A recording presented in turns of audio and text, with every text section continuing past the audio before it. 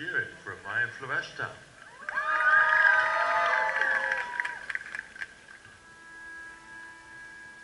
A história do futebol no Brasil é muito longa.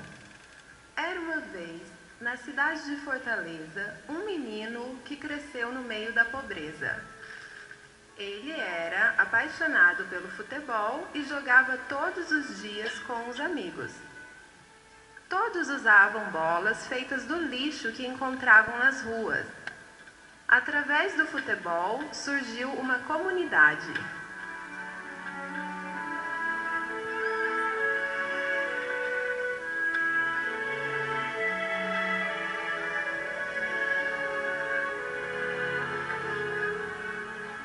Dez anos depois, esse menino entrou para a Copa do Mundo. Agora, ele é um jogador da seleção brasileira.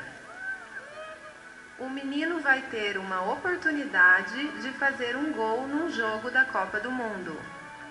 Mas nesse momento tão intenso, em vez de pensar no conhecimento que ele vai ganhar, ele pensa em seus amigos, que nunca terão a mesma oportunidade, mas terão a alegria pura de assistir o jogo.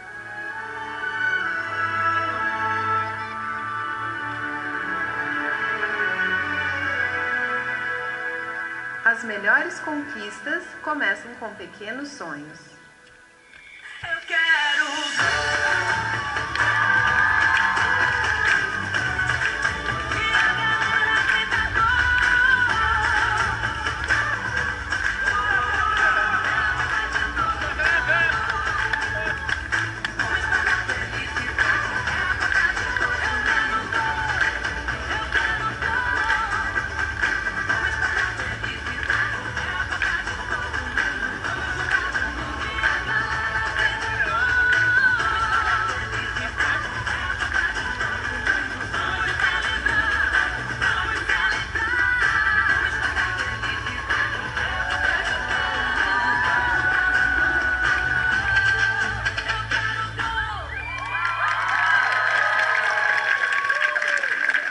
Obrigado, Maia Floresta.